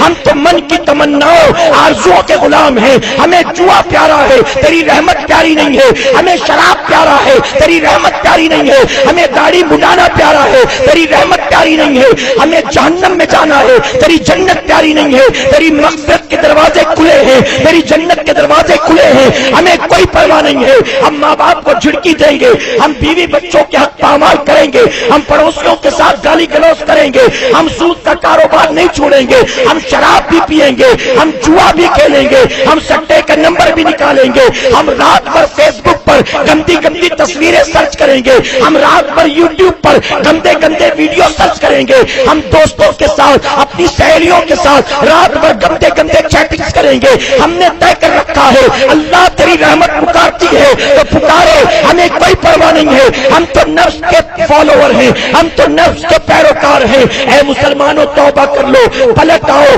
اللہ کی رحمت آواز دیتی ہے, مغفرت کے دروازے کھلے ہیں, جنت کے دروازے کھلے ہیں, توبہ کا دروازہ کھلا ہے, یقیناً پلٹو گے. میں پھر ذمہ داری سے کہوں گا, زمین سے آسمان تک اگر گناہ سے بھر دیا ہو, ایک بار بندہ پلٹے گا. اللہ گناہ نہیں دیکھتا بلکہ اس کی رحمت بڑھ کر اپنے بندے کو آغوش میں لے لیا کرتی ہے. اللہ بندے کو معاف فرما دیتا ہے. ہمیں اور آپ کو ماہ رمضان کا خیر مختم کرنا ہے, صرف زبانی اعتبار سے نہیں, عمل کے اعتبار سے. آج طے کر لیں, ہمیں ماہ رمضان کے تمام روزے رکھنے ہیں. ہر رات ہمیں اور آپ کو 20 رکعت تراویح پڑھنا ہے. ہرگز نہ نماز میں ہمیں غفلت کرنا ہے, نہ روزوں میں ہمیں غفلت کرنا ہے. بتائیے عہد کرتے ہیں انشاءاللہ. یہاں ایک بات اور عرض کر دوں, ہم نے دیکھا بہت سے ٹیکسی چلانے والے لوگ, رکشہ چلانے والے لوگ بھی روزہ نہیں رکھتے. میرے پیارے آقا کے پیروان لیبر طبقہ, مزدور طبقہ, ہم نے پارٹی اٹھانے والوں کو روزہ رکھتے دیکھا ہے, ہم نے بیکری میں کام کرنے والے کو روزہ رکھتے دیکھا ہے, ہم نے ٹھیلا اور ہاتھ گاڑی کھینچنے والے کو روزہ رکھتے دیکھا ہے. ارے وہ بندہ جو دوپہر کی دھوپ میں کھڑے ہو کر کسی راستے کے کنارے کیلا بیچتا ہے, حلال رزق کماتا ہے اپنے بیوی بچوں کے حق ادا کرنے کے لیے, وہ دھوپ میں دن بھر کھڑا روزہ رکھتا ہے, اور ٹیکسی چلانے والا روزہ نہیں. ہم نے پوچھا تم روزہ کیوں نہیں رکھتے, یہ فیکٹ ہے. تو اس نے جواب دیا بڑی محنت کا کام. میں نے کہا کتنی محنت, کیا پیسنجر کو ٹیکسی میں بٹھا کے دھکا مار کے اندھیری لے جاتے ہو, دھکا مار کے بوری ولی لے جاتے ہو, کتنی محنت ہے. صرف اسٹیئرنگ پکڑنا, بریک کلچ سنبھالنا, گیئر سنبھالنا. کیا بتا بیکری میں کام کرنے والے غریب مزدور سے زیادہ تو محنت کرتا. کیا بتا صبح شام ٹھیلا کھینچنے والے, دوسروں کی جھڑکیاں سننے والے سے زیادہ تو محنت کرتا. جانتے ہیں وہ جو روزے سے غافل ہے, وہ جو ماہ رمضان کے روزوں کا احترام نہیں کرتے, ان کا حشر کیا ہوگا. حضور اکرم صلی اللہ علیہ وسلم نے فرمایا, میں نے معراج کی رات دیکھا ایک بندے کو فرشتے گھسیٹتے ہوئے لا رہے ہیں, اس پر کوڑے برسائے جا رہے ہیں, اور وہ مدد کے لیے آواز دیتا ہے یا رسول اللہ صلی اللہ علیہ وسلم. آپ سن رہے ہیں توحید نیٹ ورک کی اسلامک آواز. توحید network international Islamic YouTube. میری مدد فرمائیے, میری مدد فرمائیے. رحمت للعالمین آقا کو رحم آ گیا. فرماتے میں آگے بڑھا, میں نے فرشتوں سے کہا فرشتوں کیوں مارتے, اس کا گناہ کیا ہے, اس پر یہ عذاب کیوں. تو فرشتوں نے کہا یا رسول اللہ صلی اللہ علیہ وسلم, یہ ماہ رمضان کا احترام نہیں کرتا تھا, یہ روزوں سے غفلت برتا کرتا تھا. کہتے مجھے رحم آ گیا, میں ہاتھ اٹھانا چاہتا تھا, دعا کرنا چاہتا تھا. رب تبارک تعالیٰ نے فرمایا محبوب تو اس کے لیے دعا نہ کرنا, تو اس کی سفارش نہ کرنا. اس کی وجہ کہ اس کے خلاف روزوں نے مقدمہ دائر کیا ہے, اس کے خلاف ماہ رمضان نے مقدمہ دائر کیا ہے. آقا فرماتے ہیں کہ جس سے جو ہے روزے بیزار ہوں, میں بھی اس سے بیزاری کا اظہار کرتا ہوں. آپ نے اس کی سفارش نہیں کی ہے. اب میں پوچھتا ہوں قیامت کے دن جس کے لیے میرے آقا بیزاری کا اظہار کرتے, کیا پوری کائنات مل کر اس کی مدد کر سکتی ہے؟ اور اس کے برعکس جو روزے دار تھا, حضور اکرم صلی اللہ علیہ وسلم نے فرمایا میں نے معراج کی رات دیکھا, قیامت کا منظر ہے. میرے کچھ امتی ایسے ہیں جن کے سامنے سرخ رنگ کا جنتی دسترخوان لگا, اس پر جنت کی نعمتیں چنی, وہ مزے سے بیٹھے کھاتے. میرے آقا صلی اللہ علیہ وسلم نے فرمایا کہ فرشتوں بتاؤ اس بندے کو یہ نعمت کیوں دی گئی, اسے یہ انعام کیوں دیا گیا. تو رب تبارک تعالیٰ فرماتا ہے کہ محبوب یہ میرے وہ بندے ہیں جو ماہ رمضان میں میری رضا کے لیے روزہ رکھا کرتے تھے. آج بہت لوگ کھلانے والے ہوں گے, آج بہت لوگ پلانے والے ہوں گے، آج جیب میں مال ہے، آپ اچھے سے اچھے ریسٹورینٹ اور ہوٹل میں جا کر کھا سکتے ہو، اپنے ذائقے اور ٹیسٹ کے مطابق جو چاہو منگا کر مزہ لوٹ سکتے ہو، لیکن قیامت کے دن کے بارے میں ذرا سوچو، جب کوئی کھلانے والا نہیں ہوگا، کوئی کسی کا پرسان حال نہیں ہوگا، سورج سوا نیزے پر ہوگا، زمین تانبے کی ہوگی، بیوی شوہر کے کام نہیں آئے گی، بھائی بھائی کے کام نہیں آئے گا، باپ بیٹے کے کام نہیں آئے گا، ماں بیٹی کے کام نہیں آئے گی، استاد شاگرد کے کام نہیں آئے گا، نفس نفسی کا عالم ہوگا، انبیاء بھی پریشان ہوں گے۔ ایسی صورت میں آقا فرماتے ہیں میرے محمدی جو ماہ رمضان کا روزہ رکھتے ہوں گے اللہ انہیں اطمینان سے بٹھائے گا اور جنت کے دسترخوان پر جنت کی نعمتیں عطا فرمائے گا۔ چند دنوں کی بھوک ہے، چند گھنٹوں کی بھوک ہے، اور انعام کیا ہے ذرا غور تو کرو۔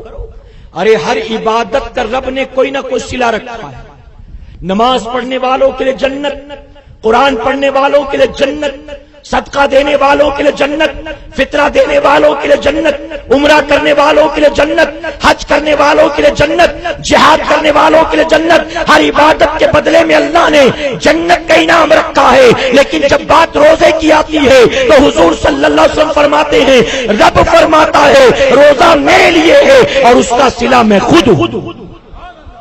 جنت نہیں، جنت کا مالک مل جائے گا، جنت کا خالق مل جائے گا۔ تو بتاؤ روزے رکھیں گے انشاءاللہ؟ گھر میں بیویوں سے کہیں، بہن سے کہیں، بیٹی سے غفلت نہ برتے۔ جانتے مجھے یاد، میں آفس میں کام کرتا ہوں، میں افطاری کے وقت کینٹین میں گیا اور کینٹین میں میں نے آرڈر کیا تاکہ افطار سے پہلے آ جائے میں افطاری کر لوں۔ میرے بغل میں ایک ٹیبل تھا، اس پر دو نوجوان بیٹھے تھے، توجہ ہے نا آپ کی؟ دو نوجوان بیٹھے تھے، انہوں نے بھی کچھ آرڈر دے رکھا تھا۔ اب میرے دل میں خیال پیدا ہوا کہ شاید یہ بھی افطار کے لیے آئے ہیں۔ پھر میں نے سوچا کہ اگر یہ افطار کے لیے آئے ہوں گے تو میں ان کے ساتھ شریک ہو جاؤں گا، جوائن کر لوں گا، کچھ ان کا کھاؤں گا، کچھ اپنا کھلاؤں گا تاکہ یہ ثواب بھی ہو جائے افطار کرانے کا۔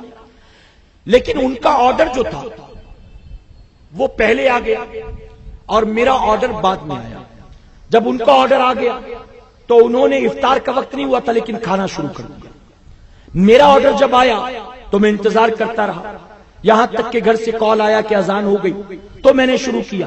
تو اب وہ دونوں آپس میں بات کرتے، لگتا ہے ان کا روزہ تھا، لگتا ہے یہ افطار کے لیے آئے۔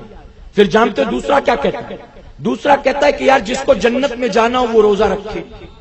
آپ ان کہاں جنت میں جانے والے؟ آپ ان تو جہنم میں جائیں گے تو روزہ رکھ کے فائدہ کیا ہے؟ معاذ اللہ، میں کہتا ہوں اللہ تبارک تعالیٰ نے جنت کے دروازے کھول رکھے، موقع دے رکھا ہے، بندے پلٹا، لیکن ہم قسم کھائے بیٹھے ہیں ہم کو نہیں جانا ہے، ہم ڈیسائیڈ کیے بیٹھے ہیں۔ اے مسلمانوں، معمولی گرمی برداشت نہیں کر پاتے ہو، اگر بارش تھوڑی زیادہ ہو جائے برداشت نہیں کر پاتے ہو، اگر سردی زیادہ ہو جائے برداشت نہیں کر پاتے ہو، اپنی ہی پلکوں کا بال ٹوٹ کر آنکھ میں چلا جائے، ایک چیٹی کان میں چلی جائے، کہیں جسم کا بال ٹوٹ جائے، معمولی تکلیف برداشت نہیں کر پاتے۔ ناخن کاٹ رہے تھے، تھوڑا زیادہ کٹ گیا، برداشت نہیں کر پاتے ہو۔ یہ نازک بدن معمولی دنیا کی تکلیف برداشت نہیں کر پاتا، بتاؤ کیا یہ جہنم کی آگ برداشت کر سکے گا؟ جہنم تو بہت دور ہے۔ میں پوچھتا ہوں مرنے کے بعد قبر میں تجھے اتارا جائے گا، قبر کی تاریکی برداشت کر سکتا ہے؟ قبر کی وحشت برداشت کر سکتا ہے؟ ہم ابھی جھارکھنڈ کے دورے سے آئے، بجلی چلی جاتی ہے تو ایسا سناٹا کہ ہاتھ کو ہاتھ سجائی نہیں دیتا۔ وہاں رہنے والے اس کے عادی، لیکن شہروں میں رہنے والا بتاؤ اندھیروں سے دو چار ہوگا تو گھبرائے گا کہ نہیں گھبرائے گا؟ اندھیروں سے دو چار ہوگا، نیند آئے گی، چین و سکون ملے گا۔ ہم تو جہنم کی تیاری میں بیٹھے معاذ اللہ۔ میں کہتا ہوں بتا قبر کے بارے میں تو نے سوچا ہے؟ قبر کی گرمی کے بارے میں سوچا ہے؟ قبر کے کیڑے مکوڑوں کے بارے میں سوچا ہے؟ ہم قبرستان جاتے ہیں تو قبروں کے اوپر دوڑتے بھاگتے چوہوں کو دیکھتے ہیں، کہیں بلی کو دیکھتے ہیں، کہیں کیڑوں کو رینگتے دیکھتے ہیں، تو خیال آتا ہے آج ان کی قبروں کا یہ انجام ہے، کل ہمارا بھی یہی حشر ہونے والا ہے۔ اسے دیکھ کر ہم پناہ مانتے ہیں، اور آج کا جوان ایسا بے باک ہو گیا کہ کہتا ہمیں کہاں جنت میں جانا ہے، نیک جنت میں جائیں گے، آپ تو جہنمی ہیں۔ اے سرکار مدینہ علیہ الصلوۃ والتسلیم کے پیروانوں، میں کہتا ہوں رب تبارک تعالیٰ نے ہمیں جہنم میں ڈالنے کے لیے پیدا نہیں کیا ہے، بلکہ جنت اللہ نے اپنی حبیب کی امت کے لیے پیدا فرمایا ہے۔ لیکن ہم ہے کہ جہنم میں جانے کی دن رات کوشش میں لگے ہیں۔ اللہ کی رحمت بڑھ بڑھ کر ہمیں پکڑتی ہے، ہمیں بچاتی ہے، ہمیں نکالنا چاہتی ہے، اور ہم ضد میں ہیں، ہم جہنم میں کودیں گے، ہم جہنم میں کودیں گے۔ میں کہتا ہوں رجوع کر لو، توبہ کر لو، پلٹ آؤ۔ میرے پیارے آقا کے پیروانوں، ماہ رمضان کی عبادتوں سے غفلت نہ برتو، روزوں سے غفلت نہ برتو، تراویح سے غفلت نہ برتو، اور رب نے وعدہ کر لیا بندے تو ہر مہینے ایک کرتا میں 10 دیتا، یہ تو وہ مہینہ ہے تو ایک کرے گا میرے پاس آئے گا میں 70 کا ثواب عطا کر دوں گا۔ اسی طرح سے ہر رات 20 رکعت تراویح ادا کرے، کہے انشاءاللہ۔ اب آخری بات اسی پر ختم کرتا ہوں، ہر رات 20 رکعت تراویح پڑھنا یہ سنت موقدہ، جن دنوں میں روزہ ہوگا ان تمام راتوں میں تراویح بھی ہوگی، یعنی ماہ رمضان کی راتوں میں۔ بہت سے لوگ ڈھونڈتے ہیں کہ 3 روزہ تراویح کہاں ہے، 5 روزہ تراویح کہاں ہے، 10 روزہ تراویح کہاں ہے؟ تو یاد رکھیں پورا قرآن شریف 3 دن میں مکمل ہو گیا، 5 دن میں پورا قرآن شریف ختم ہو گیا، 10 راتوں میں پورا قرآن شریف ختم ہو گیا، پھر بھی باقی کی راتوں میں تراویح معاف نہیں ہے، بلکہ ہر رات 20 رکعت تراویح پڑھنا۔ پورا قرآن ختم ہو جائے اگرچہ 3 راتوں میں، لیکن باقی بچی 27 راتوں میں بھی تراویح پڑھنا۔ میں تو کہتا ہوں وہ لوگ جو اس طرح سے 3 روزہ 5 روزہ 10 روزہ تراویح کا انتظام کرتے ہیں، انہیں چاہیے کہ وہ اعلان بھی کریں، انہیں چاہیے کہ بورڈ بھی لگا دیں کہ 5 دن کی تراویح یہاں مکمل ہو گئی، اب باقی 25 راتیں بھی آپ کو پڑھنا ہے۔ اور جانتے اس پر اجر کیا ہے، اس پر ثواب کیا ہے؟ فرمایا گیا جو بندہ نماز تراویح پڑھتا ہر سجدے پر اللہ اسے 1000 نیکی عطا فرماتا ہے، ہر سجدے پر 1000۔ اب 20 رکعت تراویح میں کتنے سجدے ہوئے؟ ہر سجدے کے بدلے 1000، تو 20 رکعت تراویح کے بدلے کتنا ثواب ہم اور آپ اندازہ نہیں لگا سکتے۔ میرے پیارے آقا کے پیروانوں، قیامت کے دن بندہ ایک نیکی کو ترسے گا، کوئی دینے والا نہیں ہوگا، اور یہاں رب نے ہزاروں نیکیوں کے دروازے کھول دیے، بندے کما لے، بندے جمع کر لے، لیکن ہم نہ کر سکیں، ہم سے بڑا کوئی محروم ہوگا؟ بتاؤ، اگر آپ کے مدن پورہ میں اعلان کہ بڑی مسجد میں جو تراویح کی نماز پڑھے گا ہر سجدے کے بدلے اس کو 100 روپیہ دیا جائے گا، تو میں کہتا ہوں بتاؤ وہاں سارے سب کچھ چھوڑ چھاڑ کے وہیں تراویح پڑھیں گے کہ نہیں پڑھیں گے؟ اگر ٹرسٹی نے اعلان کر دیا، خزانچی صدر سیکریٹری نے امام نے اعلان کر دیا ہماری مسجد میں جو تراویح پڑھے گا ہم ہر سجدے کے بدلے اس کو 100 روپیہ دیں گے، تو بتائیے سب سے زیادہ پورے بامبے میں وہیں بھیڑ ہوگی کہ نہیں ہوگی؟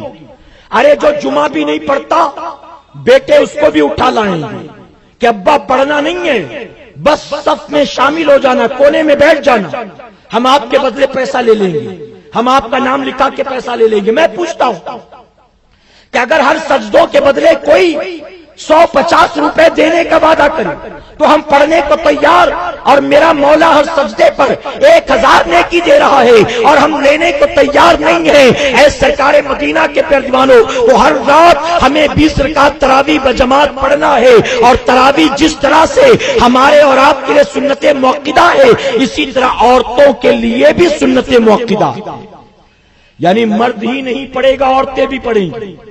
مردوں کے لیے جماعت ہے، عورتوں کے لیے جماعت نہیں ہے۔ مرد مسجد میں جماعت کے ساتھ پڑھے گا، عورتیں گھر میں تنہا تنہا پڑھیں گی، ٹھیک ہے، لیکن نماز تراویح عورتوں پر بھی، جن دنوں میں ان پر روزہ معاف ہوتا ان راتوں میں تراویح معاف ہے۔ روزے کی قضا ہے، تراویح کی قضا نہیں ہے، لیکن تراویح انہیں بھی پڑھنا ہے، ہمیں اور آپ کو بھی پڑھنا ہے۔ اب 1-2 مسئلہ اور بتا دوں، اجازت ہے آپ کو؟ تھکے تو نہیں نا؟ اگر ایک مسجد میں شروع سے آخر تک تراویح پڑھے پورے مہینے، تو اس کا فائدہ یہ ہے کہ اسی بہانے سال میں ایک بار پورا قرآن شریف سننے کا موقع مل جائے گا. لیکن کسی کی نوکری، کسی کا کاروبار ایسا ہے کہ ایک ہی مسجد میں نہیں پڑھ سکتا، تو اب اگر وہ ہر رات الگ الگ مساجد میں پڑھے تو بھی اس کی تراویح کی نماز ادا ہو جائے گی. اسی طرح سے اگر مان لیجئے کبھی کسی رات 1:30 بجے 2 بجے گھر آیا، اب تو کہیں جماعت نہیں ملے گی، تو اب کیا کرے؟ تو جیسے اکیلے وہ عشاء کی نماز پڑھے گا، ویسے ہی اکیلے 20 رکعت تراویح کی نماز بھی وہ ادا کرے گا. اب وہ حافظ قرآن تو نہیں ہے تو کیسے پڑھے گا؟ تو یاد رکھیں جو بھی سورہ یاد ہے انہی سوروں کے ذریعے وہ پوری تراویح پڑھے گا 20 رکعت. اگر کسی کو صرف 2 سورے یاد ہے، کلوز برب الفلق کلوز برب الناس یاد ہے، تو انہی 2 سورتوں کو ریپیٹ کر کر کے وہ 20 رکعت تراویح پڑھے گا. اگر کسی کو سورہ الم تر کیف سے کلوز برب الناس تک یاد ہے تو اسی کو ترتیب ہوا اگر 2 بار پڑھے گا تو پوری 20 رکعت تراویح ہو جائے گی. لیکن ہر رات 20 رکعت تراویح پڑھنا ہے. اللہ نہ کرے 100,000 بار نہ کرے کبھی کسی کی تراویح رہ جائے تو اس کی قضا نہیں ہے، بلکہ دوسری رات وہ پڑھے گا. اب وہ جو رہ گئے اس کی قضا کرنے کی ضرورت نہیں. اسی طرح مسجد میں آئے، عشاء کی نماز جماعت کے ساتھ پڑھی آپ نے تو تراویح بھی جماعت سے اور وتر واجب بھی جماعت کے ساتھ پڑھیں گے. اور اگر عشاء کی 4 رکعت فرض کی جماعت نہیں ملی تو آپ اکیلے پہلے عشاء کی 4 فرض پڑھیں گے، پھر 2 سنت پڑھیں گے، پھر تراویح کی جماعت میں شامل ہوں گے. پھر جتنی تراویح رہ گئی ہے اکیلے وہ 2 4 6 8 رکعت تراویح پڑھیں گے، اور پھر اس کے بعد اکیلے وتر کی نماز پڑھیں گے. یعنی عشاء کی فرض جماعت سے نہیں پڑھی تو تراویح تو جماعت سے پڑھ سکتا ہے لیکن وتر جماعت کے ساتھ نہیں پڑھ سکتا ہے. آگے مسئلہ سمجھ میں آتا ہے؟ میرے پیارے آقا کے کردیوانوں، روزوں کے ذریعے رب فرماتا ہے تقویٰ پیدا ہوتا ہے. اب تقویٰ کسے کہتے میں آپ کو بتا دوں، اجازت ہے آپ؟ تقویٰ فرمایا گیا کہ امام احمد بن حنبل رضی اللہ عنہ آپ کی خدمت میں ایک خاتون آئی اور آ کر کہتی حضور مجھے ایک مسئلہ پوچھنا ہے. فرمایا بتائیے کیا مسئلہ ہے؟ کہتی ہیں کہ میرا مکان فلاں راستے پر ہے، رات کو اپنے گھر کی چھت پر بیٹھ کر چاند کی روشنی میں دھاگا بنتی ہوں اور اسی دھاگے کو بازار میں بیچ کر اپنے کھانے پینے کا انتظام کرتی ہوں. کبھی کبھی ایسا بھی ہوتا ہے کہ بادشاہ وقت کی سواری نکلتی ہے تو سواری کے آگے آگے خدام مشالیں لے کر چلتے ہیں، تو ان مشالوں کی روشنی میری چھت پر بھی پڑتی ہے، اور جب چھت پر ان مشالوں کی روشنی پڑتی ہے تو اس رات میں باقی راتوں کے مقابلے زیادہ دھاگا بن لیتی ہوں. اب میں آپ سے یہ پوچھنے آئی ہوں، مسئلہ یہ ہے کہ وہ مشال جو بادشاہ کے لیے جلائی گئی تھی، اس مشال کی روشنی میں جو میں نے دھاگا بنا ہے وہ دھاگا میرے لیے جائز ہے کہ ناجائز؟ اللہ اکبر، اللہ اکبر. جب امام احمد بن حنبل سے یہ سوال پوچھا آنکھیں پھٹی رہ گئی. فرماتے بہن جواب بعد میں دوں گا، پہلے تو بتا کہ تو ہے کون، تو اپنا تعارف کرا کہ تو ہے کون. تو عرض کرتی کہ حضور سائل کے سوال کا جواب دیا جاتا ہے، سائل سے اس کا تعارف نہیں پوچھا جاتا، سائل سے اس کا حسب نسب نہیں پوچھا جاتا. تو فرماتے حضرت امام احمد بن حنبل کہ سنو، سائل جس نوعیت کا ہوتا ہے جواب بھی اسی اعتبار سے دیا جاتا ہے. چونکہ تیرا سوال کوئی معمولی سوال نہیں ہے، عام سوال نہیں ہے، اس لیے تو بتا کہ تو ہے کون، کس خاندان سے تعلق رکھتی ہے، کس گھرانے سے تعلق رکھتی ہے. تو خاتون نے سر جھکا کر کہا میں کوئی اور نہیں ہوں، میں جناب بشر حافی کی بہن ہوں، اللہ کے ولی بشر حافی کی بہن ہو. امام احمد بن حنبل کی آنکھوں میں آنسو بھر گیا. آپ فرماتے کہ بہن تیری جگہ کوئی اور ہوتا میں اس کو جائز کا فتویٰ دے دیتا، لیکن میں تجھے جائز کا فتویٰ نہیں دیتا. اس کی وجہ کہ تیرا گھر تو وہ گھر ہے کہ جہاں سے تقوی طہارت کی نہریں بہا کرتی. اسے کہتے تقویٰ، اسے کہتے تقویٰ. وہ جو ڈومینوز میں جا کر چکن پیزا کھاتے ہیں کیا وہ متقی کہلائے؟ وہ جو میکڈونلڈ میں جا کر چکن برگر کھاتے ہیں، وہ جو نہ جانے کس کس ہوٹل میں جاتے ہیں اور نہ جانے کون کون سے مرغ مسلم کہاں کہاں کھاتے ہیں، جو کبھی غور نہیں کرتے حرام کھا رہا ہوں، حلال کھا رہا ہوں، जायज खा रहा हूं, नाजायज खा रहा हूं, उनके अंदर तकवे की सिफत नहीं पैदा होती, बल्कि मुसलमानों जिनकी जिंदगी का एक एक कदम उठता है तो शरीयत के मुताबिक उठता है, एक एक लम्हा गुजरता है अल्लाह की रजा के मुताबिक गुजरता है, जो हर लुकमे पर, हर कदम पर, हर सांस पर गौर व फिक्र करते हैं अल्लाह नाराज ना हो जाए, अल्लाह नाराज ना हो जाए, अल्लाह नाराज ना हो जाए, वही लोग असल में मुत्तकी कहलाते हैं। हमने क्या किया?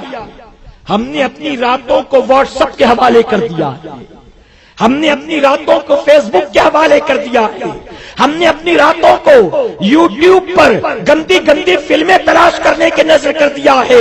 ऐ मुसलमानों, अल्लाह के वलियों का हाल ये होता था कि दिन अल्लाह की इबादत में गुजरते थे और जब रात आती थी तो पूरी दुनिया से अलग थलग होकर वो मुसल्ले पर बैठते थे और खौफे खुदा में सूखे पत्तों की तरह कांपा करते थे। और हम है कि लाफ्टर चैलेंज देखते हैं, हम है कि कॉमेडी शो देखते हैं, हम है कि नाच गाने के प्रोग्राम देखते हैं, हम है कि गंदी गंदी फिल्में देखते हैं, हम है कि गंदे गंदे सीरियल देखते हैं। ऐ सरकारे मदीना के दीवानों, आज हमारी उरियानियत का हाल क्या है? आज हमारी बेहयाई का हाल क्या है? आज हमारी बेगैरती का हाल क्या है? 11 महीने नाफरमानी के बाद अल्लाह एक महीना देता है, अब तो सुधर जा, अब तो पलट जा, अब तो तौबा कर ले, अब तो मस्जिदों का रुख कर ले, अब तो सर पर टोपी रख ले, अब तो कुरान उठा ले, अब तो रोजा रख ले, अब तो सजदे कर ले। अगर तू एक महीना भी करेगा, 11 महीने के गुनाहों का वो एक महीना कफारा बन जाएगा और मेरा मौला बख्श कर हमें जन्नत का मुजदा अता फरमाएगा। तो तय करें हमें तमाम रोजे रखना और हर रात तरावी पढ़ना, कहे इंशाअल्लाह। अल्लाह रब्बुल इज्जत अपने महबूब जनाब मोहम्मद रसूलुल्लाह सल्लल्लाहु अलैहि वसल्लम के सदक़े फैल हमें आपको सबको कहने सुनने से ज्यादा अमल की तौफीक अता फरमाए। दरमियाने गुफ्तगू मुझसे जाने अनजाने में किसी तरह की गलती खामी रह गई, आप सबको गवाह बनाकर सच्चे दिल से तौबा करता हूँ और दुआ करता हूँ कि अल्लाह हमारी इस महफिल को कयामत में हमारे लिए, हमारे वालिदैन के लिए बख्शिश और निजात का जरिया बना।